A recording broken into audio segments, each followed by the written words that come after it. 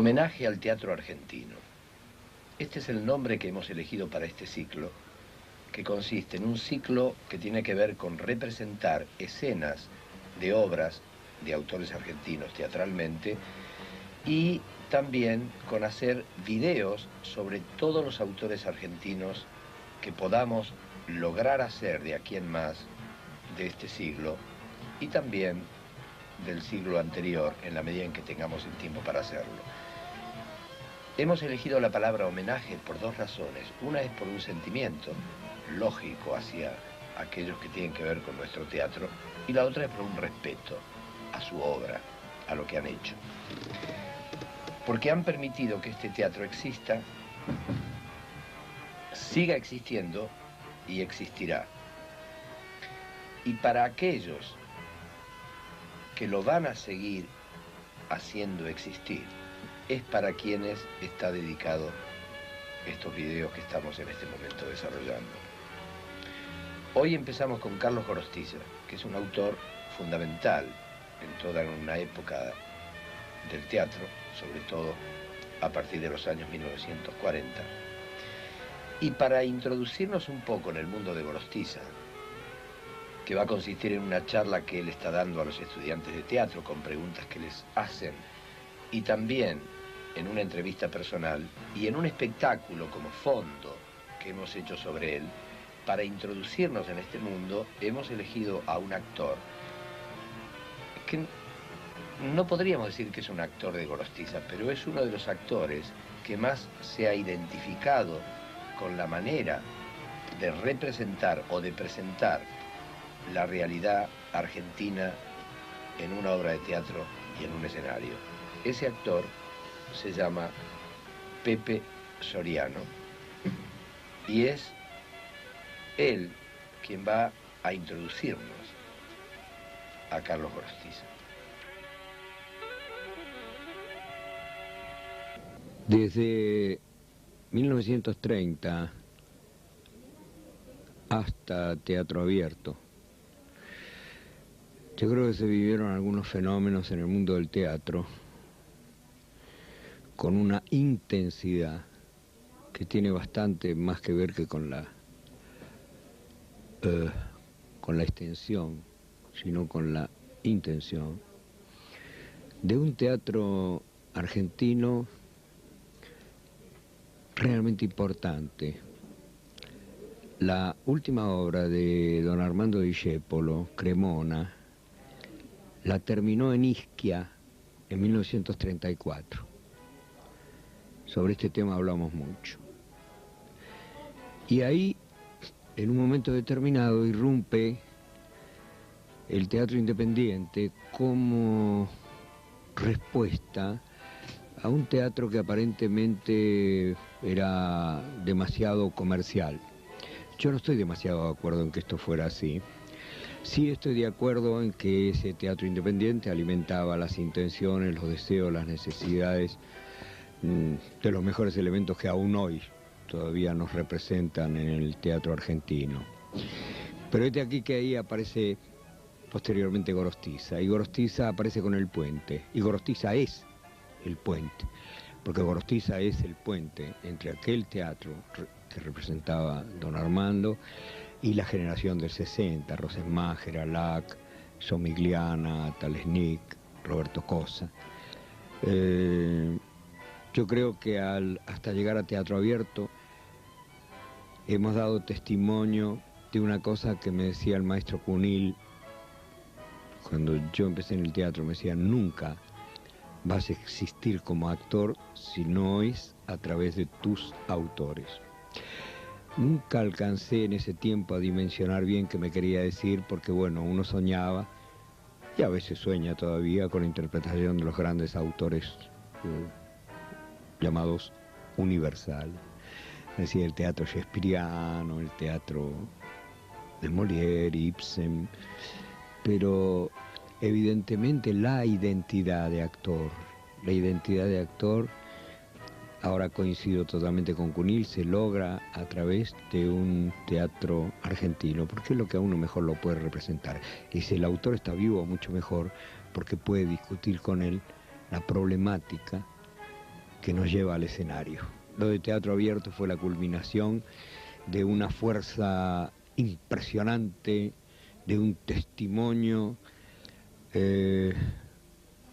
y también impresionante de la necesidad de dar respuesta a la pluralidad de pensamiento, a la posibilidad creativa, a la libertad del hombre.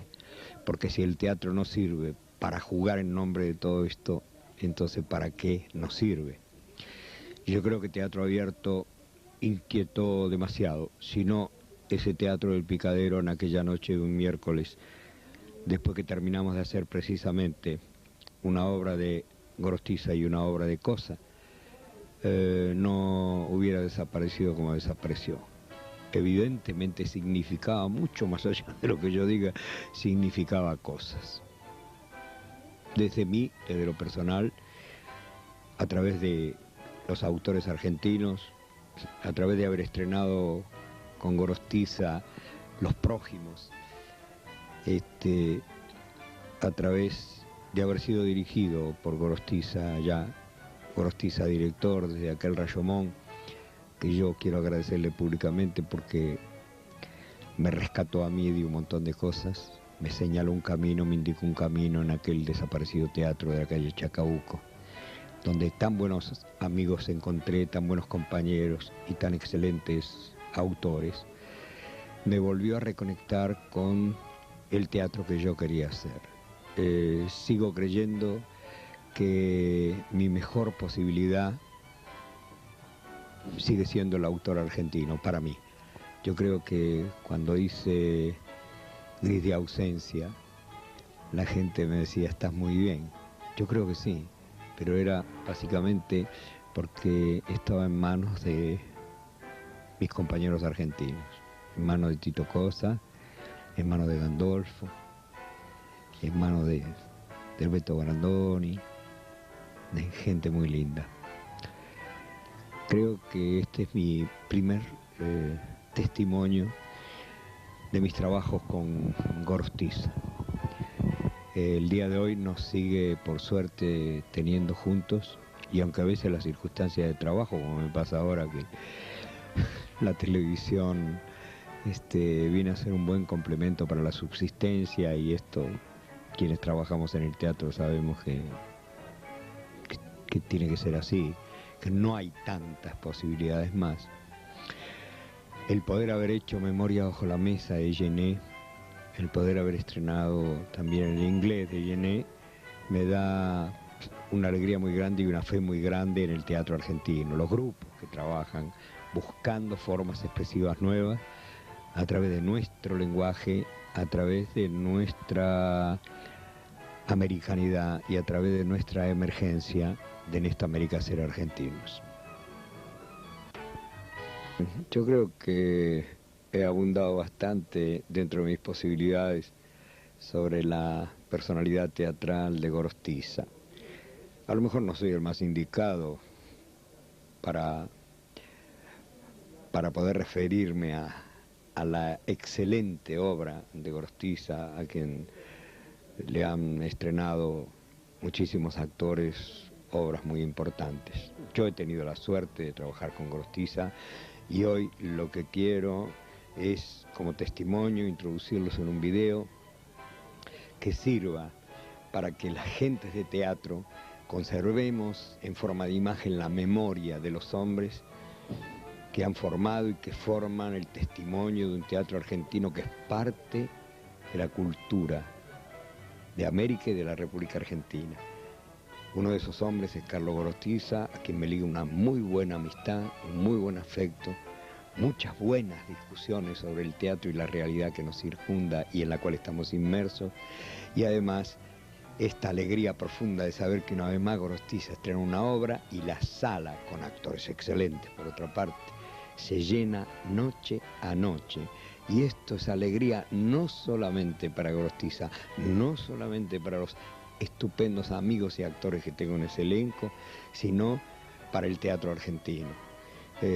No siempre es necesario traer toda la parafernalia habida y por haber que puedan existir en muchas partes del mundo, derrumbes de escenarios, inundaciones de la sala, gentes que vuelan, para que de repente el público diga, ah, este señor está hablando de algo que a mí me incumbe y me interesa. Creo que en ese sentido Gorostiza nunca ha fallado. Siempre ha hablado de la gente, de su país, de su gente y de su responsabilidad como intelectual dentro de nuestro medio. Yo quiero con esto ya dar paso a todo lo que podamos enterarnos en más de Gorostiza como autor y dejar el testimonio de mi solidaridad y de mi amistad con un autor de tal representatividad.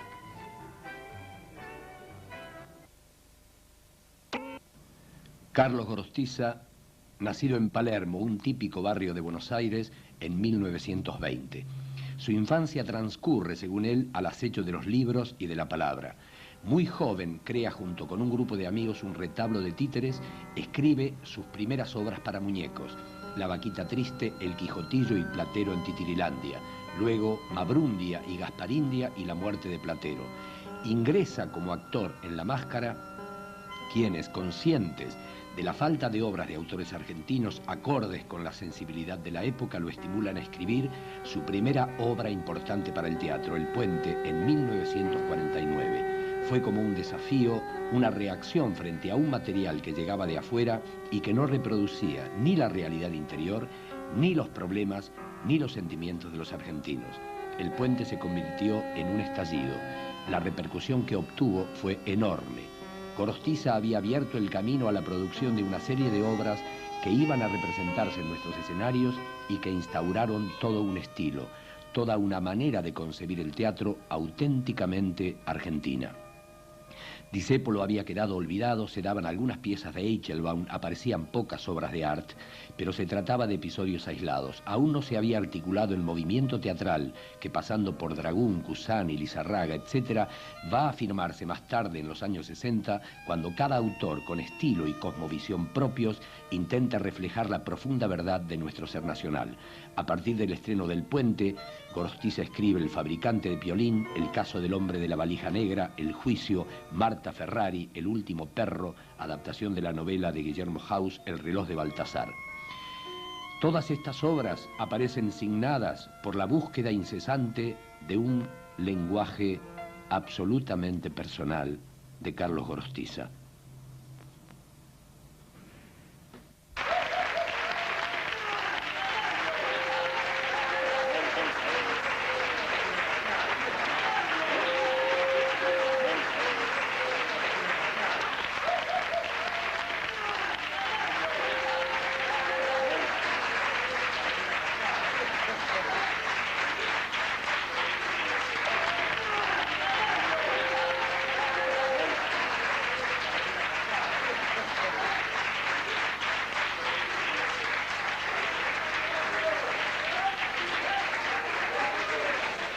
Cuando yo estaba en el Teatro La Máscara como un fervoroso actor, porque yo también tuve ese pecado, de pronto un día me di cuenta que no era actor, ¿no? Estaba paralelamente escribiendo poesía, cuentos, me publicaban aquí y allá, y sin embargo paralelamente tenía una gran afición por el escenario, me encantaba estar, me encantaba crear personajes. Y en cierto momento me dio para ensayar nada menos que el Creonte de Antígona, con Alejandra Abuelo haciendo Antígona. Y ensayamos un mes, no lo sabías quizás, ¿no? Ensayamos un mes con Adolfo Celi, que era un gran director italiano que ya falleció, que después se fue a Brasil a dirigir el Teatro Brasileño de Comedia. Y después de un mes yo le dije, mire, en aquel tiempo nos tratábamos todo de usted, ¿no? Mire, Celi, no puedo hacer este personaje por una razón muy sencilla. No soy actor. Pues yo me aburría mucho. Me aburría mucho después de 30 funciones o de 20 funciones. Pero paralelamente había pasado algo. no teníamos obra de teatro argentina. Si cuando se daba una obra argentina, la gente no venía. Y recuerdo muy bien una audición en Río Belgrano cuando estaba en la calle. Estoy hablando de 1948. Ustedes se acuerdan que hubo una fecha así, ¿no? Bueno, no, ya la jovencita tampoco, ¿no? Y nos preguntaban en una audición de Río Belgrano, en la calle Belgrano, ¿por qué no hacíamos obra de teatro argentino? Y porque no hay, porque además cuando se hace alguna por ahí no viene nadie, ¿no? Hicimos un concurso y vinieron obras que todas se trataban de tú, los personajes. Y todos ocurrían en islas desiertas, pero no la de Arles, por supuesto, ¿no? En las cosas muy poéticas, entre comillas, cosas muy aburridas, ¿no? Y entonces estábamos en el café protestando por esto. Y alguien me dijo, ¿por qué vos no escribís? ¿A qué tanto estás quejándote? Si vos escribís y te publican, ¿por qué no escribís teatro? Y esto me sorprendió, porque yo había escrito obras de títeres, además, ¿no? Que era titiritero, por acá hay un ex compañero mío, mejor no mencionarlo, ¿no? Gesio. ¿Y habías editado en algunas obras para... No, fue después eso, ¿no? Fue, claro, sí, eso fue en el 43, Y claro, de pronto me pusieron como una realidad enfrente, porque yo lo escribía, pero digo, claro, porque hay tantos temas, por ejemplo, el tema de... Y dije, así, porque sí, el tema, muchachos, tengo una esquina, tantos temas esquinas. ¿Y por qué no escribí? Bueno, a los 3 meses aparecí con la obra. Y de ahí en más me convirtieron en dramaturgo y nadie me sacó de ahí. A pesar de que me gustaba más escribir novelas, cuentos y otras cosas. Pero, ¿qué ocurría en aquel momento en el presente argentino? Es que no había autores. Había un Eichelbaum que publicaba ya de vez en cuando, se le estrenaba. Había un discípulo que no se lo conocía. Y había un Art que ya había muerto. Yo recuerdo que cuando estrenamos El Puente, que fue mi primera obra en 1949, al mismo tiempo, un día cómo serían las cosas en aquel tiempo, que yo lo recibí, yo estaba en Chile, después del estreno me fui a Chile, cosa que tenía que hacer. Y me llegó un telegrama, firmado por Discépolo y por Héctor Quiroga, que era el empresario del teatro argentino, que está quemado, incendiado y para todo el mundo, donde me decían, estamos interesados en su pieza, queremos... ¿Cómo sería la situación de ese momento? Que yo mandé un telegrama por mi cuenta, en aquel tiempo casi no había teléfono, mandé un telegrama por mi cuenta al Teatro La Máscara, a un amigo, que es un personaje así, diciéndole, hablar con un discípulo, decirle que yo cuando vuelva dentro de 20 días lo llamo. ¿Por qué? Porque eso creía que era un chiste. Yo no podía creer que esto era una verdad, que discípulo, que era un director, y sobre todo director de radio teatro, ¿no? y el teatro, ¿no? Por supuesto, hiciera este ofrecimiento. Cuando vine me enteré que era así. Bueno, Discépolo montó la pieza en el Teatro Argentino al mismo tiempo que El Puente. Y así eran las cosas en aquel tiempo. Cuando yo lo conozco a Armando, con quien nos hicimos muy amigos, digo, yo sé que vos tenés obra de teatro, yo me acuerdo. Y sí, me decía con mucha humildad, ¿no? Él era muy soberbio, pero al mismo tiempo muy humilde. Y un día me trajo un cuadernito con Mateo. Yo sabía Mateo al Teatro La Máscara, porque me quedé asombrado. Y La Máscara lo rechazaron, al Teatro Independiente. ¿Por qué no sainete? No sainete sin ninguna clase de posibilidad, ¿no? ¿Quién estaba en La Máscara? Todos los que figuran en el libro, todos, ¿no? Es decir, que no había realmente una conciencia de la dramaturgia de Discépolo, ¿no? A lo mejor ahora pasa con algunos otros autores también, ¿no? Es decir, que esa era digamos, la plataforma en la cual nosotros empezamos a trabajar. Yo no puedo decir que no hay utopías, porque es como si dijera, no hay frustracios. Claro, frustracios, ¿ustedes conocen algún frustracio? Yo tampoco. Entonces yo no puedo decir, no hay frustracios. La utopía es un invento de Tomás Moro que se refiere a un lugar que no existe. Entonces, no existe. No es que yo digo que no existe. Pero lo que yo digo que sí es que hay en este momento una especie de desordenada discusión, angustiada discusión. No hay utopías, hay que crear la utopía, hay que crear una nueva utopía. No, yo digo no. A esto digo no. No podemos crear nuevas utopías irrealizables. Tenemos que ubicar los ideales y soñar y luchar por ideales realizables. Basta de utopías irrealizables. Yo no acepto definiciones, ¿sabes? Pinter. ¿Qué es Pinter? Puede decirse de uno que es cierto del absurdo. Pinter, ¿qué es el absurdo? Uno encuentra algo, ve un aparato que vuela ahí y dice, pájaro, inventó la palabra pájaro alguna vez alguien, ¿no? Después como hubo muchas aves, el otro le puso paloma y después tuvo que inventar otro que decía aves, ¿no? Es decir, se van inventando las cosas. Entonces, a veces se encuentran las palabras para definir y otras veces no. Y en el campo del arte es muy difícil definir. Entonces, ¿qué es naturalismo? ¿Qué es realismo? Yo creo que, por ejemplo, que Chekhov, yo creo que generalmente ha sido mal interpretado Chekhov. El otro día me acuerdo con quien estuve pasando de esto, que no era argentino, que era un ruso, no me acuerdo muy bien. Chekhov, además él luchó toda la vida porque sus obras eran transmitidas en tono muy ligero, ¿no? Muy grácil, ¿no? Sin darle profundidad, ¿no? Sin darle tiempo y sin esa mirada profunda. La gente no es así, ¿eh? Y Chekhov quería eso, tanto así que cuando se dio la gaviota, primero, fue un fracaso absoluto. Y después la agarró Stanislavski. Y ahí fue cuando reconoció su pieza, Chekhov, y la pieza tuvo un gran éxito. Desde entonces está la palomita del teatro de arte, la gaviotita, ¿no? ¿Cuál es la posición del artista, la posición del arte, ¿no? El mundo trae realidades, son realidades, las que quieras, de todo tipo, realidades. El artista recibe, motivado por estas realidades, de una manera o de otra, ¿no? Y si es un artista, entonces crea la obra de arte que convierte a estas realidades, ¿no?, en otra realidad, que es la obra de arte. Esa realidad, esa obra de arte es interpretada a la vez por otra gente, ¿no? Se compone una especie de dibujo. Pero todo esto son interpretaciones. Es decir, yo creo que esas realidades que nosotros vemos son interpretaciones de interpretaciones de interpretaciones, que el artista interpreta a su vez, y que sí es un verdadero artista. Entonces sí consigue a través de su obra de arte conseguir que esa realidad se convierta en algo parecido a una verdad.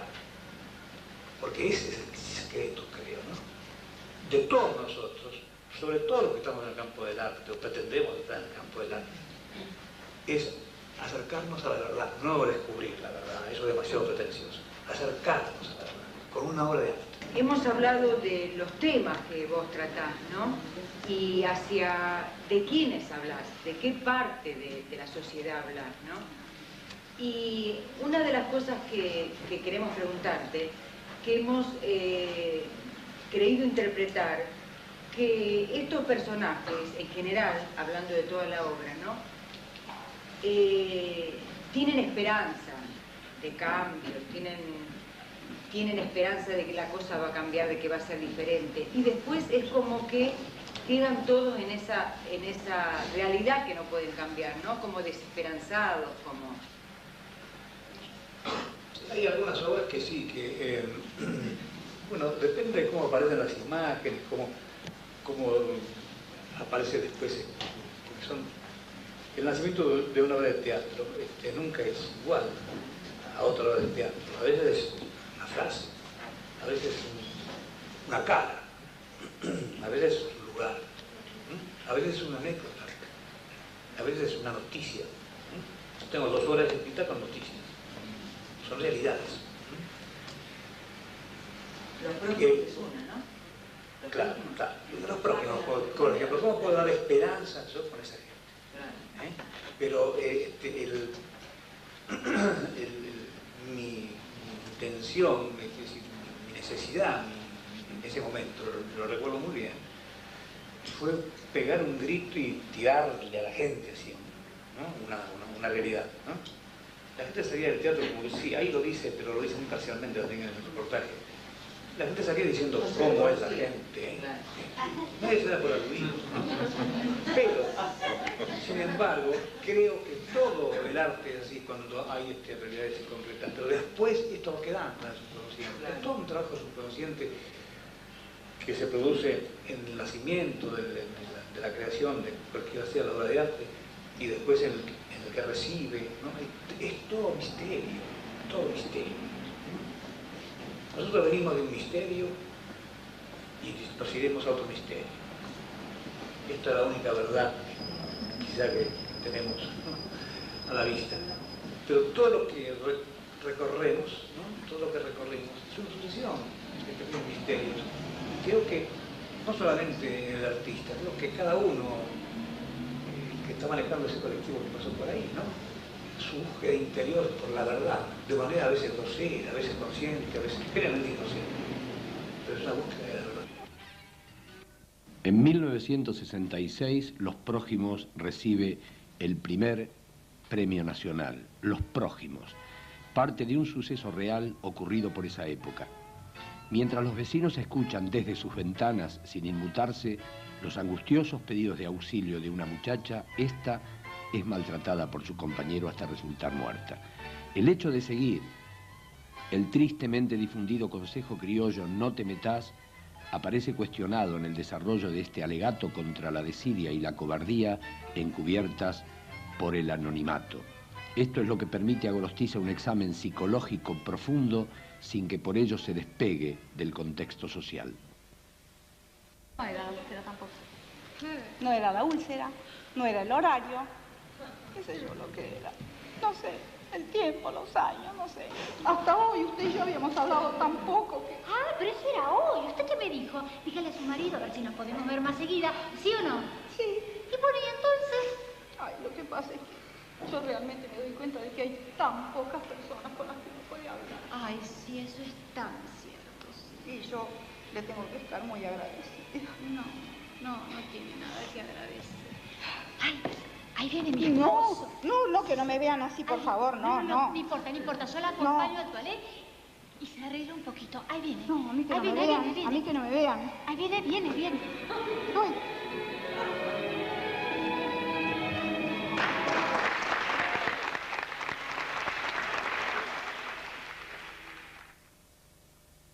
Decís que en tus obras tomás grupos sociales, ¿no?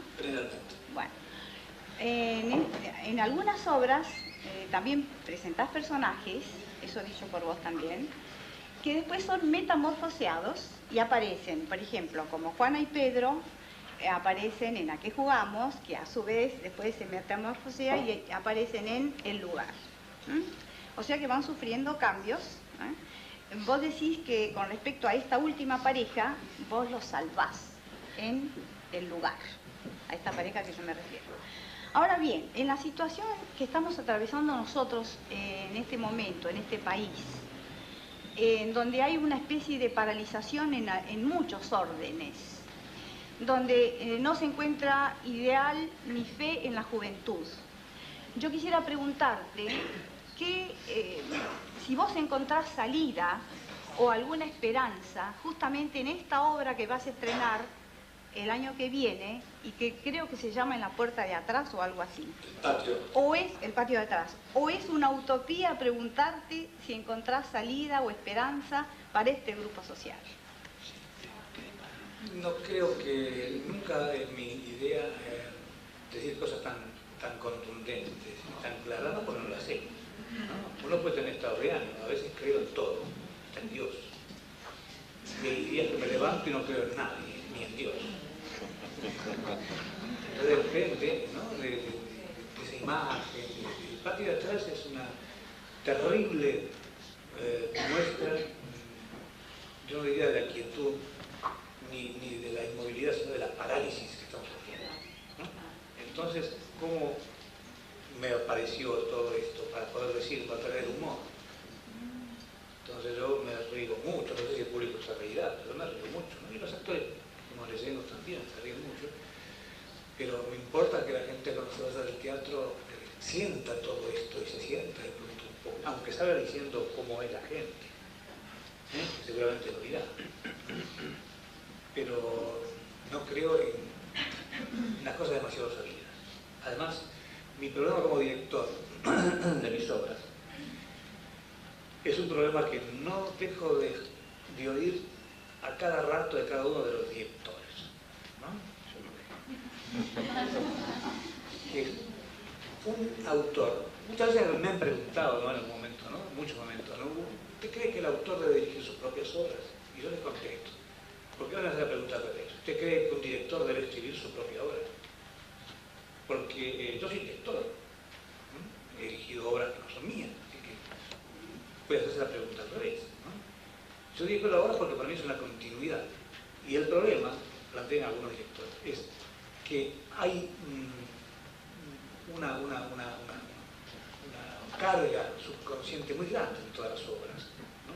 Sean regulares, malas o buenas, ¿no? Eso no tiene nada que ver. Y el mismo autor, siendo director, ¿cómo descubre esa carga subconsciente? Uno de afuera la puede descubrir con mayor facilidad, con mayor claridad. Y esto es cierto, esto yo lo sé. Entonces me preocupo muy bien de separar las aguas y de tratar de lograr realmente una objetividad, una perspectiva nueva de director con mis obras. Tanto es así cuando, y esto es cierto, me preguntan, mira esta frase acá, me parece que es, déjame que la noto, mañana le pregunto al autor. Y al día siguiente yo me lo leo y digo, tenías razón. Y al día siguiente voy, mira, el autor me dijo que sí, que se puede copiar, ¿no? Así se van acostumbrando además, ¿no? A un hecho real, que es una esquizofrénica actitud, pero para mí es bastante saludable, a pesar de ser enfermo. ¿Usted se siente más cómodo dirigiendo sus obras o otras obras como, por ejemplo, La Fiaca que hizo usted? Yo generalmente cuando dirijo obras, salvo alguna excepción por ahí, que no son mías porque me gustan, pero me divierten mucho, ¿no? Por ejemplo, La Nona me divierte muchísimo, ¿no? Con la mía sufro más. Es una continuidad de lo que, ¿no? Es un poco parar. Ustedes saben que la diferencia entre la literatura y el teatro, ¿no? Es que la literatura es un texto dormido, desmayado, no muerto, ¿no? Desmayado, que el lector en su lectura lo revive, ¿no? Pero es un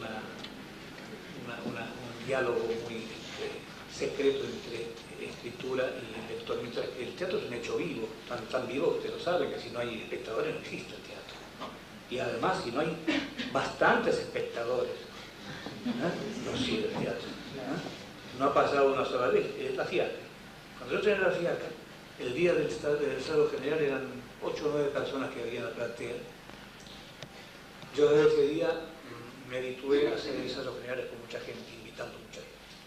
Porque terminó la función, fui al camarín, y eran unas caras largas, sobre todo Brisky, no sé por qué. Y lo vi y digo, Norma, ¿qué te pasa? Lo que me pasa. Digo, mirá, ¿vos crees que no está bien lo que hemos hecho? No, si vos te pudieras ir, te vas, ¿no? Mañana te voy a hacer una pregunta, mañana a la noche. Mañana te voy a hacer una pregunta. El día siguiente estaba enloquecido, porque fue un éxito, toda la gente, pues no se reían, es decir, no existía. Entonces el autor, el director, los actores tienen que tener aquella probabilidad de imaginación para crear el espectáculo creando al espectador. A veces es cierto, pero muchas veces no. En Estados Unidos, ustedes sabrán, las obras giran por todos los estados, muchas veces antes de estrenarse en Broadway, ya asegurándose, cortando, podando, agregando. La gente tose acá, cortando, ¿no? Cada gente, bueno, ¿no? Así se hace. Miller eliminó una Cristero, La Bruja de Salem. Y la obra se estrena en Broadway, después de todo este recaudo, se estrena en Broadway, X hora, ¿no? Y dura una semana. No se sabe. Este es lo hermoso del teatro, la aventura del teatro. Es un hecho vivo. La cosa vive ahí, no está parada, vive y se crea. Y a veces alguien dice, no, esta obra no, y después esa obra ya es una obra de gran calidad. Se llama. ¿Hola? Sí. ¿Y? Pero no hay modo. Pero no puede volver a insistir. Pero, ¿sabe qué pasa? Son unos inútiles. Y usted no me va a decir lo que tengo que hacer en mi casa. Me cortó ella. Señora, pero ¿por qué cortó? Porque me cortó ella, porque es una inepta, por eso. Usted me dice a mí. Me dice a mí que no me preocupe. Pero usted también está preocupada. No, no estoy preocupada, estoy furiosa, porque se podría haber comunicado de otro modo, ¿no? Eso es lo que a mí me preocupa. ¿Por qué no avisaron? ¿Por qué? No sé. De todos modos, señora, ya ve, no hay comunicación. Ya no se justifica que esté acá. ¿Y ahora qué espera? Mire, señora, yo le tengo que hacer un pequeño pedido. Yo sé que este no es el momento, hable, ¿no? Pero hable. usted vio que yo le dije que estaba esperando a Andresito por la quincena, ¿no? Sí. Bueno, yo quería pedirle a usted, por favor, si me podía adelantar la quincena. Ah, plata. Apenas venga Andresito, yo se lo traigo, ¿vio? ¿Sabe qué es lo que pasa, señora? En cuestiones de dinero, nada que ver con mi marido. Claro, pero esto es distinto, señora. Yo, cuando venga Andresito, le traigo la plata, toda la plata. Pero yo no veo la diferencia, señora. Para mí es lo mismo. Por otra parte, usted me está pidiendo que le adelante la quincena de su hijo, ¿no? Y a estas alturas ya está paga. Sí, pero no vino y yo... Aunque sea 100 pesos, señora. ¿Y para qué quiere tanto dinero usted? A ver. Lo que pasa es que tengo que pagar una deuda y tenía que haberla pagado ayer, ¿sabe? Pero como no vino Andresito, me dieron plazo hasta hoy, ahora al mediodía. Y si no, voy a tener que ir a la comisaría, ¿vio? Eso le pasa por contraer deuda, señora. Yo no quiero contraer deuda. Lo que pasa es que la plata no alcanza, ¿Cómo no señora? alcanza si son 3 los que trabajan en su casa? ¿Me va a decir que no alcanza? Sí, pero somos 3 también para comer, para vestir, para vivir, ¿vio? El puente, escrita en 1949, presenta con agudo sentido crítico el fuerte antagonismo que existe entre las clases pudientes y las clases proletarias. Entre los dos grupos oponentes se desliza, participa y actúa la barra callejera que también conoce el autor. La acción transcurre en 1947, uno de los años que atestiguan los profundos cambios que se están operando en la entraña de nuestra sociedad, en la incierta búsqueda de soluciones valederas y permanentes para cada uno de los sectores que la componen. El panorama no resulta claro. Lo que queda en cambio perfectamente delineada es la eterna condición del ser humano, azorado, indefenso ante la angustia del fin. Cuando en el desenlace se derrumba el puente en cuestión, ocasionando tanto la muerte del ingeniero como la del obrero y sus cuerpos se intercambian, al ser trasladados erróneamente, el autor destaca la igualdad inexorable que alcanza a todos los hombres, cualquiera sea el rango social al que pertenezcan. Yo quedé bastante atrapada con una novela suya. Gracias.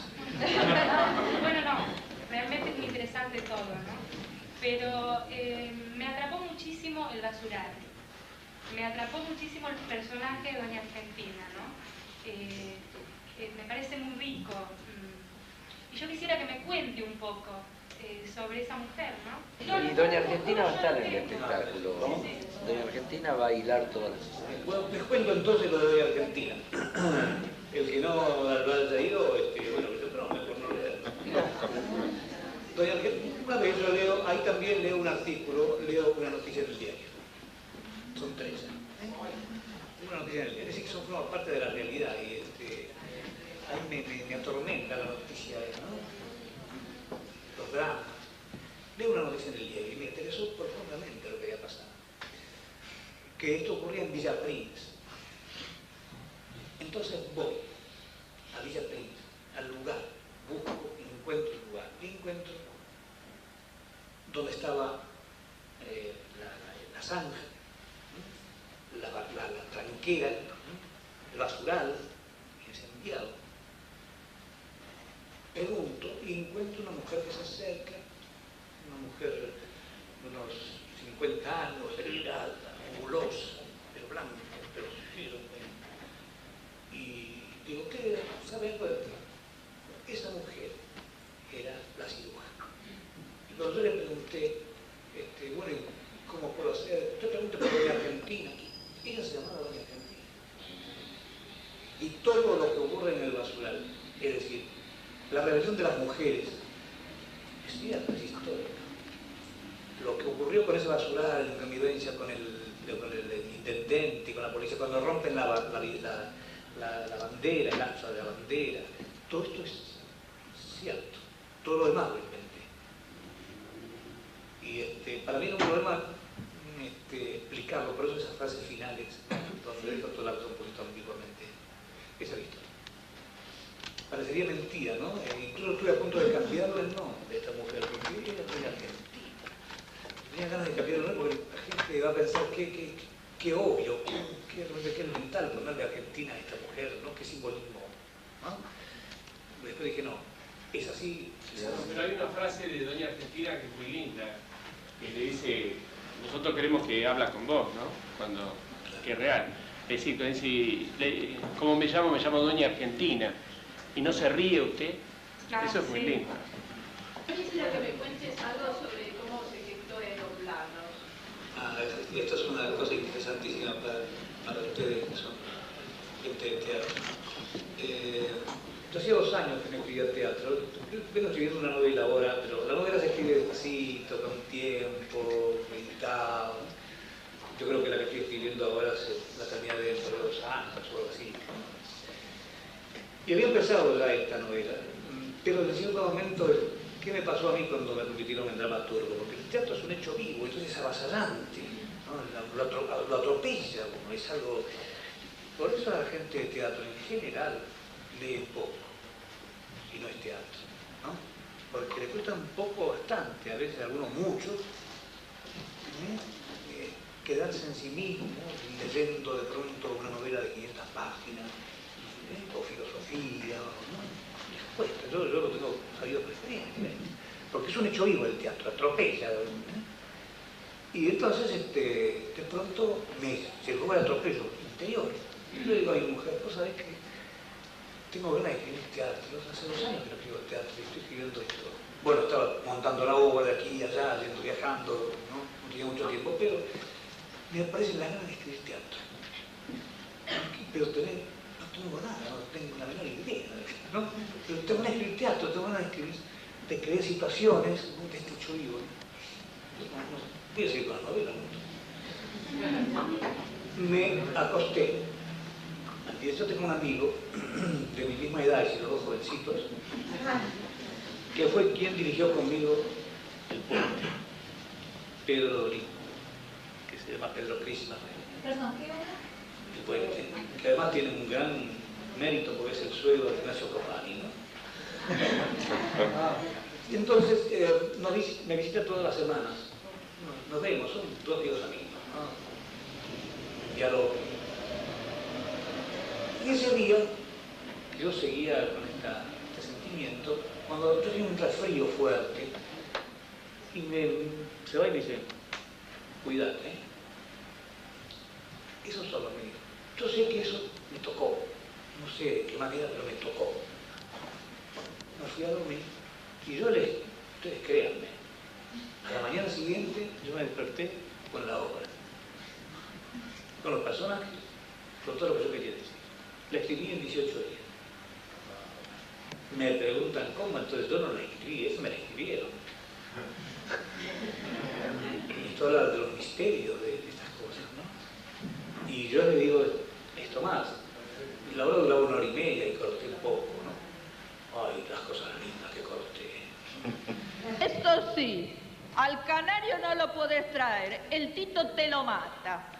¿Y quién es el Tito para matarme a mí el canario, El gato de mi hijo. Ah, hace chiste nomás vos. Bueno, decime una cosa. Me voy. ¿Vos sos sonámbula? No sé. ¿Hablas cuando dormís? No sé. Que yo me escuche, no. Me voy, se terminó. Me voy porque mi hija tiene miedo que me pierda. ¿Sabés que se perdió el Nicola? Se perdió. Esta por poco me pone un collar con una cadena. Ya me tiene podrida. Entre la úlcera, mi hija, la aorta, la arteria taponada que tengo acá. ¿Sabés? Bueno, vos rengueás de la aorta y yo rengueo del pie. Me voy. ¿Qué hay? Me voy. Aparte te digo, ¿y mi hijo que tiene miedo que me muera? Ah, y usted se queda y me atiende el teléfono, ¿eh? Sí. ¿Y si es mi hijo? No sé, me entiendo. ¿Sabe qué le dice? Que salís con un tipo. Ah, sí, siempre la misma varonera. Aeroplanos de Gorostiza, escrita en 1990, es una obra que tal vez pertenece a un periodo que comienza en 1978 con Los Hermanos Queridos, le sigue El Acompañamiento, 1981, Teatro Abierto, Hay que apagar el fuego, 1982, Matar el tiempo, Papi, 1983, El frac rojo, 1988 y finalmente en 1990, Aeroplanos. Es una obra en donde aparece una pareja de amigos maduros. Nosotros nos permitimos, con todo el respeto del mundo, hacerlo con dos mujeres por razones de elenco. Estos dos amigos recrean el pasado a través de la palabra y descubren ciertas verdades. En Aeroplanos, el objeto no es resistir, sino vivir o revivir del modo que sea, ocultando un análisis, planeando un viaje fantasiado y fantasioso. En Aeroplanos hay algo que tiene un gran peso, es la relación nieto-abuelo, donde se produce el diálogo y la conciliación de generaciones. Esto le da a la obra una riqueza semántica que tiene que ver con un mensaje esperanzado, con la solidaridad de la juventud, con la armonía y con la construcción sobre la esperanza. Aeroplanos parece sintetizar el mensaje de esperanza de la última textualidad de Gorostiza. De todos modos, creer en algo.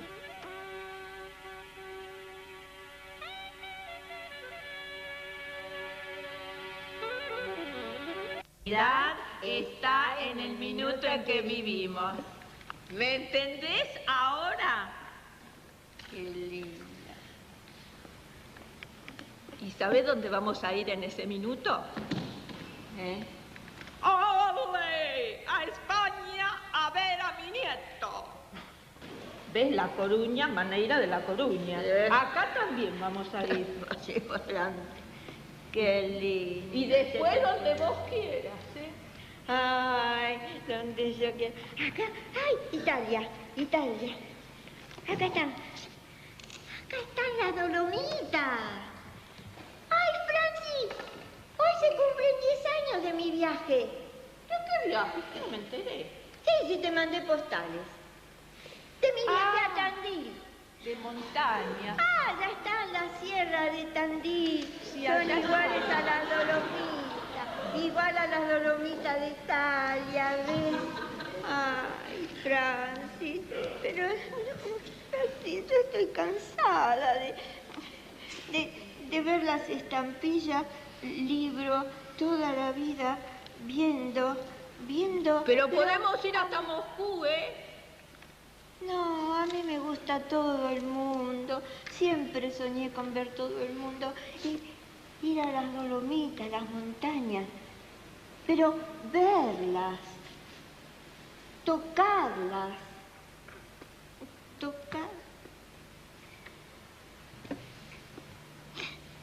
Gallega, ¿por qué no te vas a la mierda? Me haces ilusionar a mí. Está bien. Yo la pregunta que le quería hacer era con respecto a la fuerza que usted mencionó antes de los actores. ¿La fuerza? Sí, la fuerza que mencionaba antes. Si usted siente que hay diferencia hoy con los actores de la época que usted hablaba antes, La Máscara, ¿no? Si la vocación y la fuerza que hay hoy en día es la misma o si se ha perdido algo de eso. Dos cosas, uno es la capacidad y otra cosa es la intención, ¿no? Hablando de capacidad. No, más que de capacidad, bueno. Sí, también hablando de la capacidad.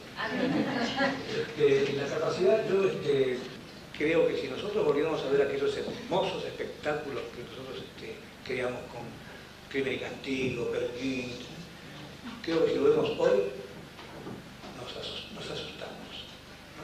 Yo recuerdo que en Crimen y Castigo yo hacía el capitán y estaba el prostíbulo. Y bien, muy así, como se hacía antes, ¿no? Y las chicas hacían de prostitutas. Había dos chicas que hacían de que mostraban las piernas hasta las rodillas, ¿no? Y no sé qué cosas así, ¿no? Una cosa así de prostituta rusa, ¿no? Y ese día, yo creo que se quedan quietitas, eran muy modositas las dos. ¿Qué pasó? Que no actuaban. Estaban sentados allí en el prostíbulo, estaban abajo. Una escenografía de Breyer hermosa, eso sí. Bueno, cuando termina, le pregunto, ¿qué pasó? Dice, no, es que vinieron papá y mamá hoy. Esto es un poco, ¿no? Esto es cierto. Esto es cierto. Entonces esto es un poco del espíritu, de había una entrega, ¿no? Grande, pero esta limitación, no había escuela. Yo creo que la capacidad actoral de hoy, de la gente, no de la gente que trabaja en televisión, es otra cosa, ¿no? Sino de la gente joven de teatro que yo veo, es muy superior. Creo que es muy superior. En cuanto a la fuerza, yo creo que la misma, la intencionalidad, las ganas. Uno cuando tiene 20 años quiere todo, lo que ella hace 50 y lo quiere hoy, ¿no? No creo que sea más ni menos. Y las dificultades, qué sé yo, quién sabe cuáles son más las dificultades. Las de entonces, yo me acuerdo que en cierto momento decíamos con un amigo nuestro que todos teníamos buenas críticas, ya estábamos trabajando en varias obras. ¿Qué pasa si te profesionalizarías? Yo vendía perfumes y el otro trabajaba en un banco. Y cuando llegaba el día viernes a la noche, nos uníamos en Corrientes y Callao, y yo esperaba hasta las 3 de la mañana, hasta las 4, estaba así, y me aguantaba. Y me aguantó hasta que no podía, no sé por qué, porque el día siguiente dormía. Y entonces, mientras me aguantaba, era feliz pensando que iba a dormir. Así era, así era. Y nos decíamos a nosotros, bueno, ¿qué pasa? ¿Te profesionalizarías? ¿Y qué? ¿Qué hacemos? Lo más profesional, serio en aquel tiempo era Narciso Ibáñez Menta, ¿no? Que estaba haciendo, hizo la batería de canto, hizo una obra mía también. Bueno, hizo Sangre Negra, hizo cosas, ¿no? Pero a su manera, ¿no? Narciso era un actor muy frío, ¿no? ¿Y qué más? ¿Y qué hacemos? Yo me acuerdo que me miré en el espejo, llegué a mi casa, me miré en el espejo, pero me miré en el espejo y me dije, no, yo no quiero sufrir, no quiero vivir una vida de dolor. Después me di cuenta que no era actor, por eso no lo podía hacer, ¿no? Pero esto era hoy hay muy difícil. Entonces yo leo la cartelera y los espectáculos de gente joven es avasallante, ¿no? La cantidad de espectáculos de gente joven. La televisión es un modo de ganarse la vida doloroso y triste que existe. En aquel tiempo ni siquiera existía, porque de pronto hay programas buenos en televisión, no sé, hay algunos, ¿no? Hitos hay, ¿no? Entonces, creo que las posibilidades, no sé cuáles son más reales, y entonces ahora, la intencionalidad creo que es la misma, la fuerza creo que es la misma, pero creo que son mejores actores ahora. Te quería preguntar si hubo una razón especial en que le hayas puesto el nombre de Rolando Rivas al personaje del actor en Vivir Aquí. No, fue anterior. No, ¿Te parece a vos que No, te pregunto, no sé. ¿Sí? ¿Cuál? Ridiculizar un poco el personaje del actor de televisión. No hice la sé cómo me parece igual. ¿Cómo? No me la sé, por eso hablábamos nosotros.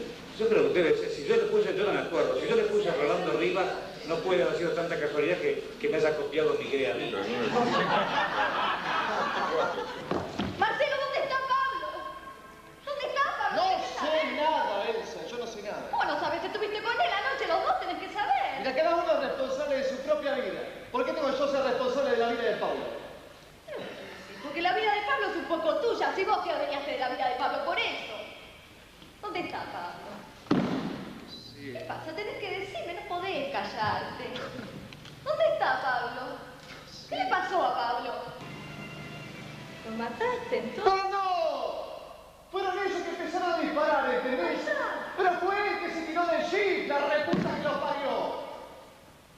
Era un chico. Estarás contento ahora.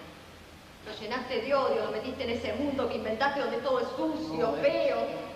Sí, lo llenaste de odio. Vivir Aquí, crónica dramática que alude a varios aspectos de la realidad argentina de ese momento vinculados a la política, el terrorismo como problema de seres que pugnan por solucionar mediante la violencia su impotencia y cobardía, a la incomunicación de los seres humanos y en particular a los conflictos generacionales. Gorostiza entiende que Vivir Aquí está medular y conceptualmente unida con sus piezas anteriores, en especial con El Puente y con El Pan de la Locura. Desenvuelve en una sencilla trama y con una intuición premonitoria el tema del odio y de la violencia que habrán de sacudir mucho más tarde al país. ¿Qué pensás del actor? Sí. Lo amo y lo desprecio. Bueno, y de ese... Te explico por qué. Lo desprecio porque me hace sufrir tanto, ¿no? Me hace sufrir con su... Si no estuviera la vanidad, si no existiera la vanidad, no existiría el artista también, ¿no? En el actor está la necesidad de estar en el escenario, de estar hoy y recibir el aplauso. Y como yo lo quiero recibir también y no lo tengo, entonces me da mucha rabia. Entonces lo odio a veces, lo odio por sus exigencias, porque tiene uno que amañarse, trabajar con él, ¿no? Todas esas. Y lo amo porque existen pocos seres tan generosos como los actores. Todo lo que entregan los actores, ¿no? Entregan lo más puro, lo más verdadero, ¿no? Estoy hablando de los actores en serio, ¿no? Esta dicotomía, soy bastante esquizofrénico, como ustedes pueden comprobar. Quería hacer una petición, si se puede. El grupo que trabaja conmigo trabaja con un autor que hoy ya no está, que es Carlos Omigliana. Yo quería saber si usted lo conoció, si me podía hablar un poco de él, aunque sea poco de la persona de él. Si podía ser. ¿Qué hablar están haciendo de él? Todas. Bueno, ya, Carlos, que éramos muy amigos, ¿no? Era uno de los hombres de teatro que más he querido y que sigo queriendo, ¿no? Fue realmente esa frase vieja que dicen después se rompió el molde, bastante con Carlos. Desde un punto de vista más completo, te diría que es uno de los tipos más equilibrados. Cada uno tiene sus tendencias, su gusto. A uno le gusta el celeste, a otro le gusta el rojo, o el violeta. A mí me gusta mucho la gente equilibrada. A mí la gente loca la admiro, ¿no? Pero me gusta más la gente equilibrada. Será porque yo tengo un bloco adentro que diría un psicólogo. Pero muy equilibrado, muy sereno, muy buena gente, muy buena gente. Muy intelectual, ¿no? Yo pienso que él quizás no llegaba a un hecho vivo. Para mí la mejor obra de Carlos era, o de Somi, como le decimos siempre todos, es la de Teatro Abierto, ¿no? Oficial primero. ¿Cómo? Oficial primero. No, la anterior, la de Sale. La de Sale me parece un hallazgo. No, me parece un hallazgo, ¿no? Fue en principio una buena pieza la de él, la primera, la de Amarillo, pero sí, siempre el tono era muy... Cuando podía se metía una tradición en latín. Y era un gusto que él tenía en usar un vocabulario muy fino y muy sutil y muy intencionado, ¿no? Muy difícil de usar un lenguaje directo, siempre da rodeos, ¿no? Después hay otras obras que a mí mucho no me alcanzaron, ¿no? Por esa razón. Y después, sí, claro, la de Oficial Primero, en ese momento tuvo también, ¿no? Yo pienso que fue el mejor momento. Él trabajaba en el juzgado, él era oficial primero. Él era trabajador en el juzgado. El que trabaja ahora es el hijo. Claro, bueno, pero él, por lo que veía ahí, por como veía que era la justicia, siempre en todas sus obras ponía, hablaba de la justicia, porque él siempre recalcaba cosas que en la justicia ahora no se usan ni se usaron y que eran necesarias, o sea, que estaban por algo, pero no se usaban para tapar otras cosas. Por ejemplo, que trataba los temas de la clase media, dice, si se es verdadero, si es auténtico, el autor trata de las cosas que sabe, que conoce. Uno lee a Conrad y son temas marineros, o lee a O'Neill también en ciertos momentos, y no el tema de su familia, ¿no? Desde el barco se va a su casa, ¿no? Hasta la muerte, ¿no? Y así, ¿no? Y Tennessee Williams, su gente del sur, ¿no? Es decir, se nota, aparece como no logrado, además cuando el actor trata temas que no conoce, ¿no? A mí me ha pasado, ¿no? Casi todas. El tema de la amistad es un tema recurrente en sus obras, ¿no? Ahora, la amistad es como la música, ¿la eligió porque a usted le gusta? Bueno, más que gustarme, la amistad, sí, lo único que nos hace vivir, que vale la pena vivir, además es el amor, ¿no? La amistad es una forma del amor. Y lo único que tiene importancia en la vida es el amor. Lo demás todo circula alrededor del amor o contra el amor, ¿no? Con lo cual hay que responderlo, hay que luchar también, ¿no? Y la amistad, particularmente, es un fenómeno bastante argentino, es decir, del culto a la amistad, ¿no? La amistad entre dos muchachos porteños, ¿no? Yo hablo del porteño en este caso, no del argentino, ¿eh? No porque no exista, sino porque no lo conozco, ¿no? La amistad entre dos muchachos porteños es distinta a la amistad entre dos muchachos venezolanos, por ejemplo, mexicanos o norteamericanos, ¿no? Y también europeos, es otra cosa. La presencia constante del amigo que existe en nosotros, ¿no? Y es una forma del amor, ¿no? ¿Amigos varones? Sí. No mujeres. ¿Entre mujeres? ¿Y entre mujeres? No sé porque nunca me disfracé. ¿Quién sos vos para decir que en esta casa no se toma más? ¿Eh? Mirá un poco, mirá un poco. Sí, la miro. Aquí mando yo, ¿sabés? Y el único que decide lo que aquí se deja de hacer, ¿no? Vos mandate en otra cosa, Pipo. Pero en esta casa no se puede tomar. Claro, Pipo. Va. Mirá, carajo, me haces aparecer la botella. Pará, boludo, pará. Dejate joder, ¿eh? ¿Pero qué se piensa? No piensa nada, dejate joder. ¿Que va a dar órdenes a mí? No, calmate, che, calmate. Yo soy el que manda acá, qué joder. Y si quiero tomar todo lo que se me antoja, voy a tomar.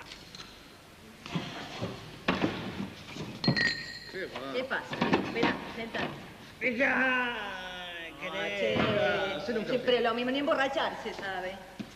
Siempre igual. A ver, dale, viejo. Café, dale. Dale, tomá. Vamos. Mi querido Agustín. Tomá, Pipo, dejate joder y tomá. Agustín, guacho puto lo parió. Agustín.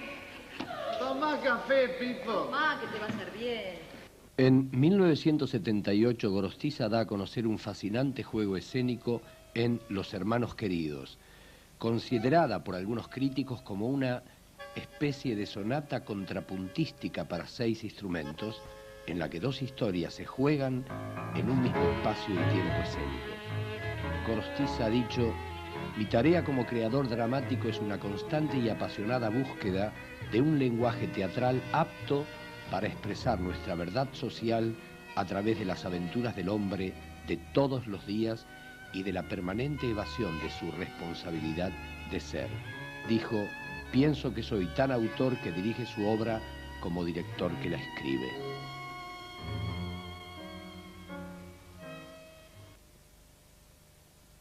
Romano y no viene, Pipo. Que por eso te emborrachaste. Y que si Zule no se acostó conmigo es porque te tuvo lástima. No. Sí. No, Pipo, yo... Sí, le tuviste lástima. Y hoy tu hermano no te tuvo lástima, Pipo. No te tiene lástima y eso no lo podés soportar. Andate, Agustín.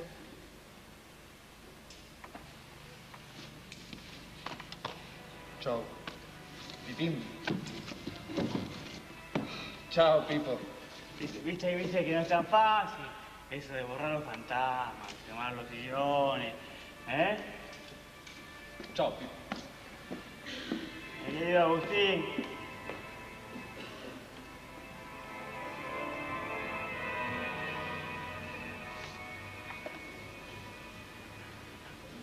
No fue por lástima, Pipo. Vos sabés que yo te quiero, che. En general, yo leí bastante también las obras del mismo grupo.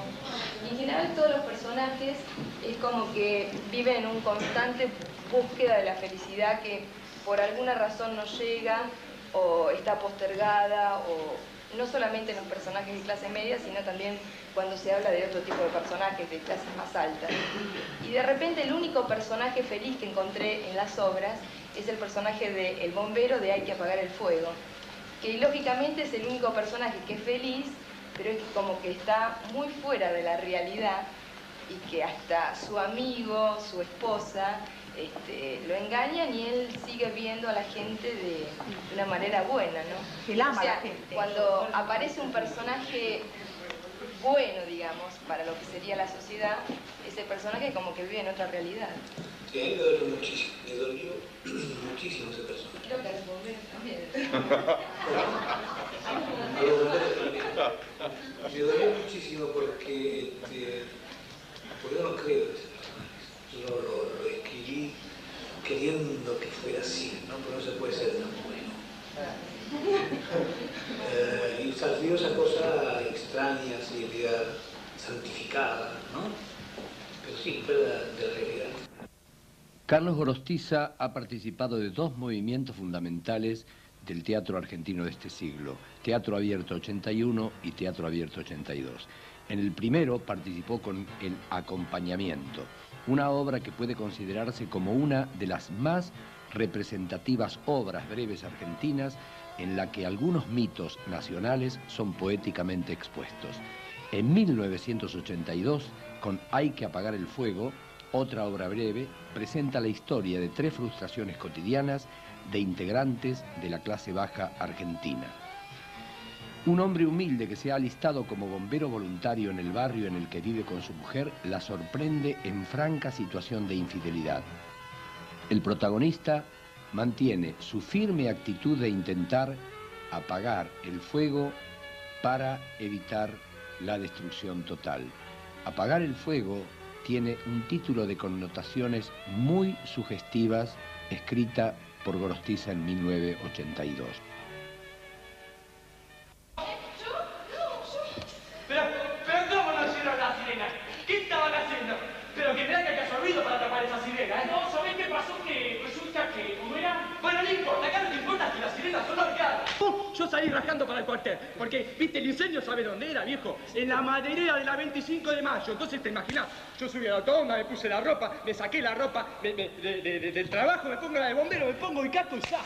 Me voy arriba de la autobomba. ¿Para qué? Mirá, la verdad, te digo la verdad, la que tenemos no sé cómo anda. Se le están cayendo todos los dientes ya. Le contaste, ¿no? Supongo que le contaste que vamos a comprar una autobomba nueva ahora con lo que saquemos de una rifa, ¿te das cuenta? ¿No? Me compras un numerito, ¿no? Un incendio se aparece cuando uno menos se le espera. Sí. En cualquier momento se te puede incendiar cualquier cosa, ¿o no? Claro, claro. Y bueno, eso, yo te cuento lo del incendio. ¡Ay, basta, Cayetano, por favor! ¿Pero qué te pasa? ¿Por qué tenés que andar con tantas vueltas? Decí de una vez lo que tenés que decir y se acabó. Pobre Pascual. Siempre esclavo de la carnicería, los bifes angostos, los chinchulines, claro. Decí que ahora tiene cuñado, pero antes... ¡Ay, basta, Cayetano, por favor! ¿Se puede saber qué te pasa? ¿Eh?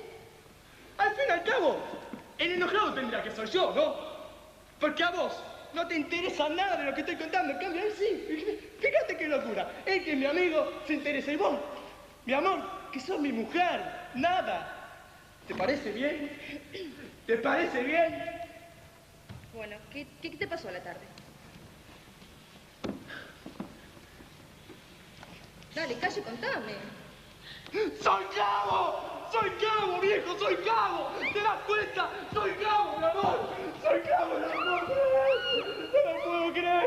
¿Te das cuenta? ¿Qué quiere decir? No, que me ascendieron en mérito a las heridas recibidas. A las heridas recibidas. ¿Te van a pagar? ¿Eh? ¿Te van a pagar? No, mi amor, ¿somos voluntarios o no somos voluntarios? Ahora tengo que trabajar por tu culpa. ¿Vos sabés lo que eso significa, eh? ¿O vos te crees que es fácil ganar plata honradamente como están las cosas ahora?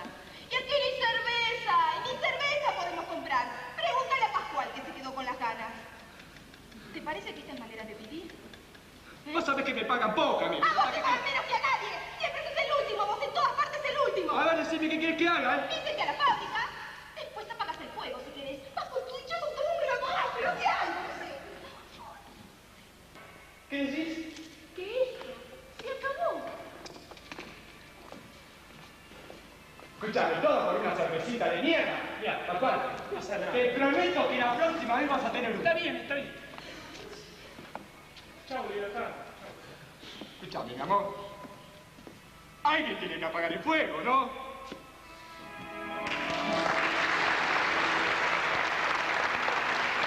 Que tres obras tuyas fueron, digamos, escritas a raíz de noticias que te impactaron, te interesaron y a raíz de eso se escribieron. Con la cantidad, digamos, de noticias en los últimos, no sé, 2 o 3 años que generarían obras, ¿te surgió algo para escribir con lo que las noticias que salen ahora?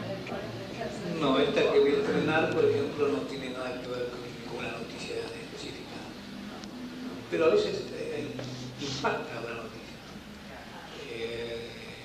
Pero el plan de la locura, yo me acuerdo que hubiera leído en una revista, en un Life, una vieja revista norteamericana muy buena, de fotos. Entonces yo vi eso que es realmente increíble. Con el pan, la gente comía ese pan en un pueblecito de Francia, ¿no? Y la gente se tiraba de la ventana, arriba, muertos, terrible, ¿no? Me impactó lo que tiene de bíblico, ¿no? El pan, ¿no? Y un día me apareció como obra, no sabía leer lo que yo escribí una obra sobre eso, no estoy buscando noticias. Igual me pasó con los prójimos, ¿no? El patio trasero no tiene nada que ver con esa frase del actor, del presidente que hizo el patio trasero, ¿no? ¿Cuál? Reagan, en un momento dado, habló del patio trasero. Ah, bueno, que éramos nosotros. Bueno, sí, todos nosotros vemos que somos el patio trasero de Estados Unidos. Tiene una connotación, sí, por supuesto. No es el tema de la obra, pero sí aparece ahí como... ¿Qué iba a comentar de los próximos que pasó con los próximos? La noticia.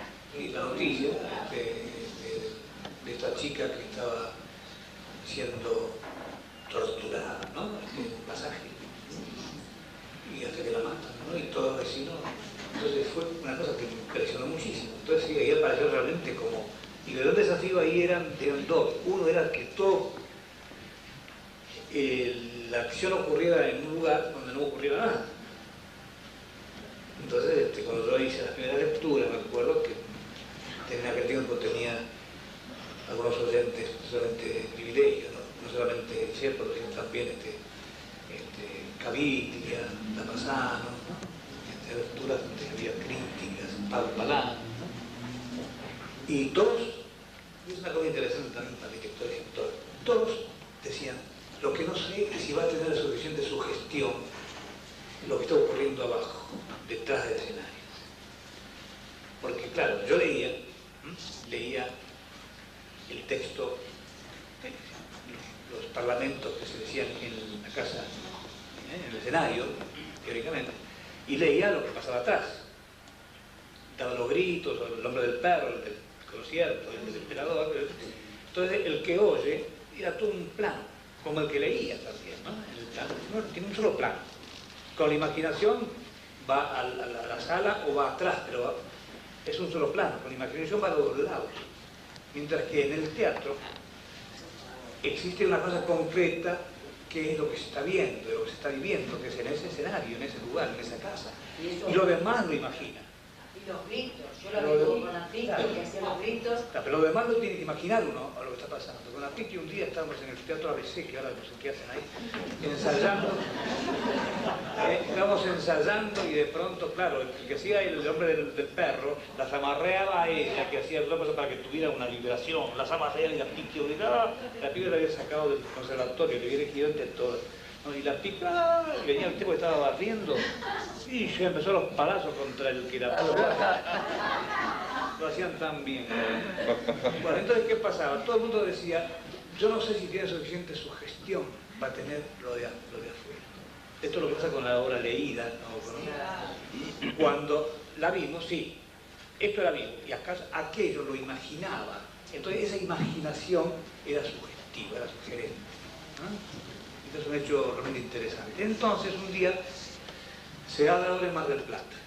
Había un buen director marplatense desaparecido, ¿no? Desaparecido de los desaparecidos, ¿no? Que se llamaba Gregorio Nachman, que tenía el Teatro de la Comedia en Mar del Plata. Entonces y dice, yo creo que vengas, no te quiero contar nada, puedo hacer una cosa distinta, ¿no? Sí, lo que quieras, ya la obra no me pertenece realmente. Entonces cuando yo veo, había puesto el balcón adelante, a un costado, para valorizar lo que los actores no decían medio de espalda, en la versión mía, en el fondo. ¿Qué pasaba? Era interesante porque todos los bocadillos que a veces eran muy graciosos entre Felipe y todos estos, claro, estaban de frente, tenían mucho más fuerza y la gente se reía más, ¿no? Pero había perdido toda su gestión, porque ya aquel misterio de allá era uno mismo, ¿no? Ya, ¿dónde lo inventaba uno? ¿Cómo lo imaginaba uno eso? No había espacio para imaginar. No había espacio, era como una pared, sí que, o sea, antes del balcón es una pared, no viera todo aquel misterio que había allá, ¿no? Fue muy interesante uno tiene experiencias muy lindas. Yo acabo de ver los planos en México, en Uruguay, en Asunción y en Santiago del Sitio, ¿no? Con la gente de allí, ¿no? Muy interesante, porque las cosas que descubren, volviendo a lo anterior, ¿no? Del director que dirige, cosas que yo no había descubierto en la obra de pronto, ¿no? Aparecen, y cosas que ellos no fueron fieles, porque la seguridad que yo tengo de ser fiel a la obra, ¿no? De pronto un director vuela, ¿no? Y va a saber por dónde vuela, muy a menudo, hoy sobre todo, ¿no? Que hay que hacer ruido, luces y tirarse por el suelo, y porque la letra sola no tiene suficiente valor. Y esto es lo que tenemos que recuperar, la letra. Yo quería saber, Carlos, la experiencia suya del teatro abierto. Y no solo, porque han contado algunos autores sobre la experiencia, sino en el momento que se termina el teatro abierto, el salto ese al vacío que hay, o si no, o si esa gente siguió en con otra propuesta, digamos, ¿no? Porque nos parece como que fue algo muy importante para nuestra generación, lo más inmediato, digamos. Quería saber su experiencia y, por sobre todo, alguna autocrítica, digamos, por qué se cortó cuando, tenía que ver nada más que con una lucha contra la dictadura, ¿no? Y contra todo lo que pasaba en ese momento. Yo te voy a decir lo que dije en aquel momento, ¿no? Lo que pensaba en aquel momento y lo que sigo pensando hoy, ¿no? Teatro Abierto nació también misteriosamente, ¿no? Empezamos a reunirnos en casa, ¿no? 3 o 4, un actor, un director, 2 autores, después éramos más autores, ¿no? Generalmente los autores nos reuníamos, mucho más que ahora, ¿no? ¿Por qué? Un día nos dijimos, mira, vamos a vernos una vez por semana, porque ya habíamos pasado por la Salle en el 78, la temporada del grupo de trabajo, hicimos el Pan de la Locura, La Nona, Hermanos Queridos, El Exalumno. Bueno, nadie se enteraba, pero nos ponían bombas a menudo, ¿no? Y no decíamos nada, porque si decíamos que ponían bombas no venía nadie, ¿no? A veces teníamos que salir todos a ver del frente para revisar en el teatro, ¿no? Porque decían que había bombas, otras veces ponían sin avisar, ¿no? Bueno, no aguantamos más, ¿no? Entonces, bueno, un día dijimos, vamos a verlo, porque están consiguiendo lo que quieren conseguir, es decir, separarnos, ¿no? Que convirtiéramos en pedacitos, están consiguiendo, vamos a vernos, a charlar de cualquier cosa, sin plan, ¿no? No tenemos obras escritas, no tenemos de teatro, no tenemos posibilidades ninguna, estamos todos prohibidos. Incluso en el Teatro San Martín se le preguntó a gente que dirigía el teatro por qué no daba obras de autores argentinos vivos, y dijo que solo los podía inventar, dijo, ¿no? Estaban todos los argentinos muertos, ¿eh? Y entonces dijimos, no, tenemos que... ¿Cómo? La lista negra. Tenemos que demostrar que, bueno, vamos a ver qué hacemos, vamos a vernos. Y nos veíamos toda la semana y hablábamos paparruchadas, sin ninguna clase de meta, ¿no? Nada, vernos, oírnos, tomar mate, no teníamos masitas, facturas, ¿no? Cortábamos chistes, nada. Y un día apareció una idea que la trajo Drago, un muchacho de jóvenes que querían hacer obras eróticas, ¿no? Y dice que no, es lo peor que podemos hacer hoy es eróticas, ¿no? Por más que sean jóvenes, es una locura, ¿no? Sí, bueno, quedó eso así, ¿no es cierto? Pero en cierto momento, yo me voy de vacaciones en el verano. Cuando vuelvo me encuentro con Durán y me dice, tú estábamos buscando, ¿viste? Que cómo se generó la otra cosa, qué cosa. Y estamos pensando en hacer 21 autores, 7 veces por semana, 3 obras todos los días. 21 autores, están locos ustedes. ¿De dónde sacan 21 autores? No, pero era un disparate. No, mirá, ¿sabes qué? Imposible, sí. Nos vamos a encontrar en los mentores también, nos encontramos en los mentores, había 10 autores, 3 directores, algún actor por allí. Pero cuando empezamos a comentar, bueno, ¿qué hacemos? ¿Qué escribimos? Sobre la libertad, dijo uno, no. Sobre cada uno lo que quiera. Y evidentemente cada uno tenía dentro lo que tenía, pues surgió lo que surgió, ¿no? Entonces, bueno, vamos a hacer una prueba, vamos a decir, ya noviembre, pero nos encontramos en enero con la obra, ¿no? Cada uno. Y a ver si sale. Entonces fuimos a casa, digo, vamos a pedir a los actores. Sí, bueno, yo le hablo, vea, yo le voy a pedir a Canela y a Dumont. ¿Está bien? ¿Les parece bien? Sí, cómo no, le llamé a Canela y a Dumont y digo, sí, les saqué una obra de ustedes, así, ¿ven? Sí, cómo no, vimos enseguida que había un gran clima. Trajimos la obra al mes y medio, ya empezaron a aparecer, se hicieron críticas a una, a otra, se armó, bueno, y ahí empezó la cosa, y cuando nos quisimos dar cuenta, estaba Buenos Aires metido ahí, porque nosotros éramos representantes de una necesidad popular, no éramos más que representantes, y esa es realmente la función del artista, ¿no? Interpretar lo que decíamos antes, ¿no?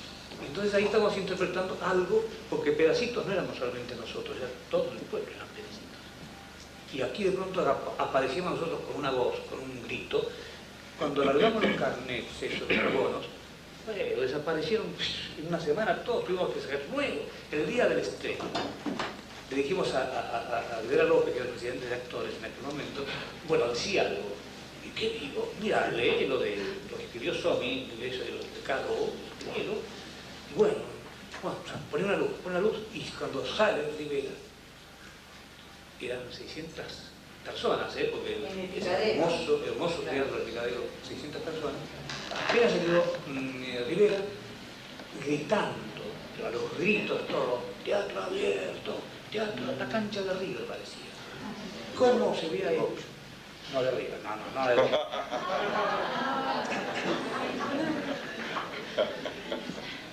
Era increíble cómo se habían, era algo que estaba allí, que nos había unido a todos, ¿no? Y entonces allí se formó. Era la rebelión, era la protesta, y la necesidad de decir, aquí estamos nosotros, señores, no nos van a joder, ¿no? Nos jodieron, nos quemaron el teatro de la semana, pero después lo jodimos nosotros, ¿no? Termina esto, comienza ya el cambio, en el 82 se produce el cambio, cuando hicimos teatro de otro del número 2, ya estaba el cambio, y ya la cosa era media dudosa. Yo me opuse a la ambición de los 2 teatros, de los 3 teatros, no recuerdo cuánto eran, 400 obras que traían, ¿sí? Yo creo que ya ahora deberíamos hacer otra cosa. En el 83 ya me puse firme y digo, yo no voy a intervenir si no hacemos un teatro experimental. Hacemos un teatro experimental con los jóvenes, si quieren, ¿no? Pero que en cada obra haya una figura muy importante, que la gente fuera a ver a Lupi, ¿no es cierto? A los primeros actores van a darlo a esa hora que donde ellos no trabajan en otro lado, tenían todo, era una cosa distinta que estábamos dando. Hagamos un teatro experimental, es decir, antes era la protesta, ahora hagamos el experimento, cambiémosle No, porque yo creo que fue un error, creo que fue demostrado que fue un error.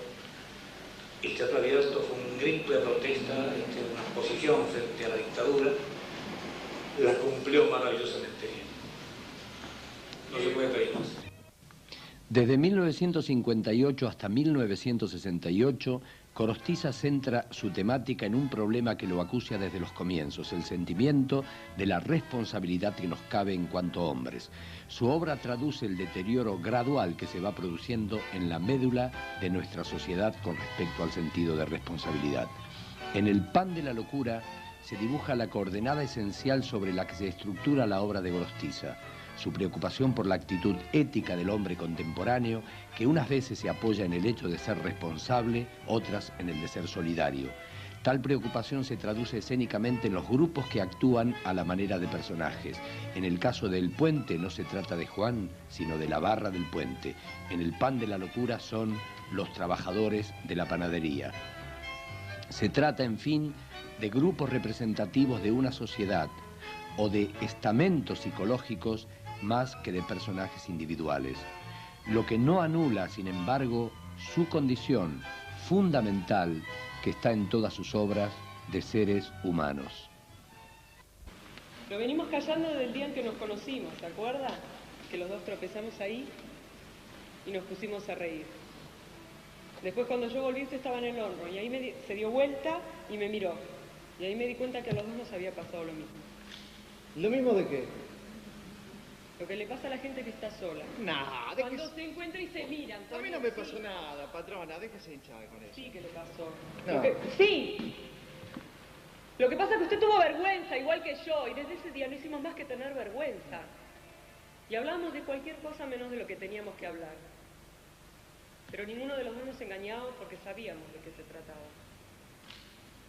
Pero ahora no tenemos por qué callarnos, Antonio. Ahora podemos hablar, mirarnos a los ojos y decirnos todo lo que no nos dijimos antes. No, patrona, ¿me permite, por favor? Me sentiría mal, patrona. Me sentiría una, ¿por qué sé yo? Porque es como volver a hacer ese pacto. Una pregunta.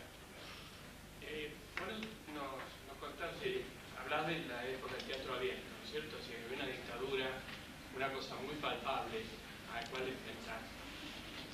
En este momento, y esto no nace solo esta noche, sino de los distintos autores que estuvieron acá, creo que fue quedando esta pregunta en el aire.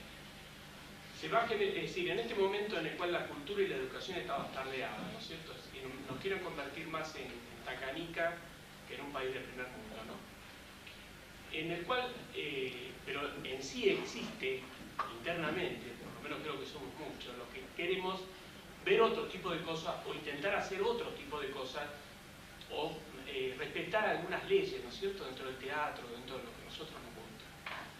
¿Cuál es el camino en este momento ante algo que es una democracia, que yo la llamo entre comillas, ¿no es cierto? Es decir, algo muy nebuloso en este momento. Es decir, por un lado se hace una escuela shopping y se destruye el teatro, ¿no? Y, es decir, ¿cuál es tu propuesta, o sea, tu idea, digamos, de cómo enfrentar a esto, ¿no? O sea, cuando se estimula tipo de programa liviano, barato, ¿no es cierto? Sí, yo te voy a decepcionar, pero cuando hicimos el teatro independiente, no sabíamos lo que estábamos haciendo. Teníamos necesidades y respondimos a esas necesidades. En aquel momento después nos fuimos dando cuenta de cuáles eran, ¿no? Estábamos haciendo lo que queríamos hacer, lo que teníamos necesidad de hacer. Lo mismo pasó con el teatro abierto. Yo esto que estoy explicando ahora, bueno, yo te digo que fue sorpresa tras sorpresa, cómo nos fuimos juntando, cómo fuimos trabajando, cómo fuimos respondiendo y cómo respondió el público, ¿no? Era algo que se está conformando. Cualquier cosa que yo te dijera sería realmente falsa, ¿no? Yo te diría, responder a tu necesidad, no detenerte frente a las oposiciones, no detenerte. Yo, por ejemplo, ahora lo que hago es militar contra el inmovilismo. Bueno, no sé, es una cosa muy personal, ¿no? De pronto me siento en este momento aislado, me siento que no formo parte, cosa que es muy importante, formar parte. Los mejores momentos de mi vida teatral han sido cuando yo estoy en grupos. En La Máscara, el Grupo del Sur, el Teatro Abierto, el Grupo de Trabajo. Los mejores momentos de mi vida teatral, momentos más felices. Porque sigue siendo, ¿no?, el teatro vivo, ¿no?, una expresión, ¿no?, de vida. Tengo cosas para contar, lo que decía por ¿no?, de síntesis, la síntesis que tenía él. Un día me dice, yo me encontré una vocecita finita, ¿no? Yo me encontré con un diarero insolente. ¿Qué pasó? Iba a tomar el tren, yo le pido dame para pedirle el diario y me dice, Cualquiera, bueno, la puta que te parió. Esta es la síntesis de diseño. Y les cuento esta anécdota para terminar, porque tiene que ver con esto de las interpretaciones. Porque yo en las charlas me gusta terminar con esta parábola que tiene que ver con el teatro, ¿no? Y la parábola dice así, ¿no? Dice, lo primero se lo voy a decir rápido, para que no entiendan nada. Y después despacito para que entiendan. La parábola dice, si yo soy yo, porque yo soy yo, y vos sos vos, porque vos sos vos, y yo soy yo, y vos sos vos. Pero si yo soy yo porque vos sos vos, y vos sos vos porque yo soy yo, entonces yo sí soy yo, y vos sí sos vos. Pero como muchos no entendieron, se ve. Si yo soy yo porque yo soy yo, y vos sos vos, porque vos sos vos, ni yo soy yo, ni vos sos vos. Pero si yo soy yo porque vos sos vos, y vos sos vos porque yo soy yo, entonces yo sí soy yo, y vos sí sos vos.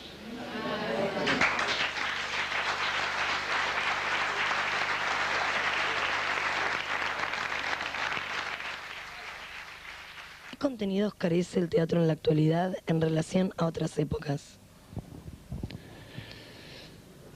Tal vez, si nos referimos a la época llamada clásica, ¿no?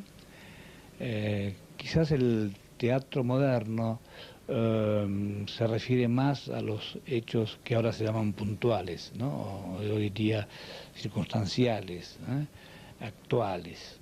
Y sí, a través de esos hechos actuales hay una proyección hacia lo profundo, ¿no? Sin duda, pero es como si se limitara en cierto modo el contenido. Si nosotros tomamos los clásicos, encontramos que los textos tienen un valor de gran proyección, no solamente poética, sino también en cuanto a contenido, ¿no? Y hay como un achicamiento quizá, como un achicamiento que se debe a referirnos a temas demasiado puntuales de todos los días. Quizás esta sea la diferencia, pero creo que para opinar con sinceridad y con rigor en este aspecto habría que haber vivido todas las épocas. ¿Cómo visualizás el teatro en el futuro? ¿Qué imágenes tenés al visualizar la forma en que vivirán los seres humanos? Yo diría que, a riesgo de pecar de conservador, o de parecer conservador, yo diría que así como hace un momento te decía que yo los felicitaba a ustedes por el aprovechamiento de lo tecnológico en este trabajo que están haciendo, que es muy, muy interesante. Del mismo modo separo lo tecnológico de la escena. Bueno, sí, cambiará como ha cambiado de la época de las velas hasta ahora que hay, ¿no?, lámparas de cuarzo, etc. Y los sonidos son distintos también, los que se usan en teatro, porque, bueno, los aparatos técnicos, ¿no?, son distintos. Pero lo que no es distinto es la voz humana. Y lo que no es distinto es el cerebro humano y el alma humana. Y yo creo que estos son los factores que alimentan constantemente y que harán que el teatro permanezca y que yo considero que sea eterno. Entonces, a lo mejor lo que puede llegar a pasar es una autentificación mayor todavía. Es decir, cuando pase toda esta racha de influencia tecnológica, donde la gente se siente muy atraída por poner luces de colores y por magnificar los sonidos, etcétera, etcétera, se llegará a que cuando el hombre está en el escenario diciendo una palabra escrita por otro hombre y que es recibida por otro hombre en la platea, esta conexión humana profunda en la valedera, y creo que esto va a seguir reinando, ¿no?, en el futuro. Bueno, ¿qué le dirías a los jóvenes que están en esta profesión? Le diría cosas aburridas, que si realmente aman esto, que no dejen de amarla, a esta profesión. Y cuando se ama a alguien no se la puede abandonar. Generalmente uno es abandonado, y si uno es abandonado, bueno, sufre, llora, pero sigue amando y sigue luchando por ese amor. Y eso significa, en cuanto al teatro, horas, tiempo, esfuerzo, sacrificios, pero la respuesta, la compensación, vale todo. Carlos Gorostiza, además de haber escrito esta cantidad de obras de teatro de las cuales hemos hablado, ha incursionado en otros campos de la cultura. Uno de ellos es la novela. Hemos tomado dos de sus trabajos, uno es El Basural y el otro se llama Los Cuerpos Presentes, y porque nos ha interesado sus temas, la manera de tratar una realidad y sus personajes, nos hemos tomado la libertad de adaptarlos a una forma teatral.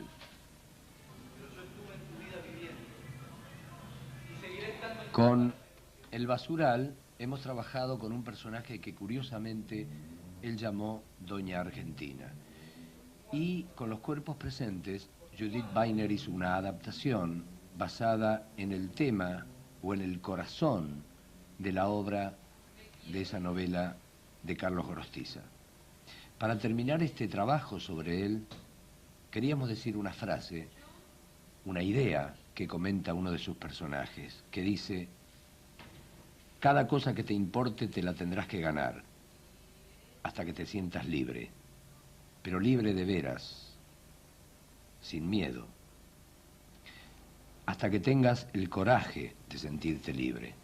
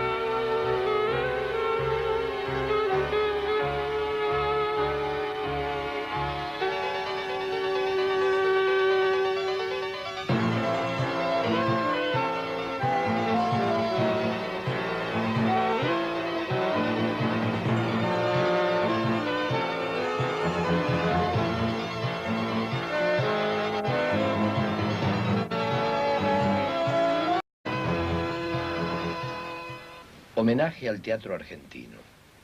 Este es el nombre que hemos elegido para este ciclo, que consiste en un ciclo que tiene que ver con representar escenas de obras de autores argentinos teatralmente y también con hacer videos sobre todos los autores argentinos que podamos lograr hacer de aquí en más de este siglo y también del siglo anterior, en la medida en que tengamos el tiempo para hacerlo. Hemos elegido la palabra homenaje por dos razones. Una es por un sentimiento lógico hacia aquellos que tienen que ver con nuestro teatro, y la otra es por un respeto a su obra, a lo que han hecho. Porque han permitido que este teatro exista, siga existiendo y existirá. Y para aquellos que lo van a seguir haciendo existir, es para quienes está dedicado estos videos que estamos en este momento desarrollando. Hoy empezamos con Carlos Gorostiza, que es un autor fundamental en toda una época del teatro, sobre todo a partir de los años 1940.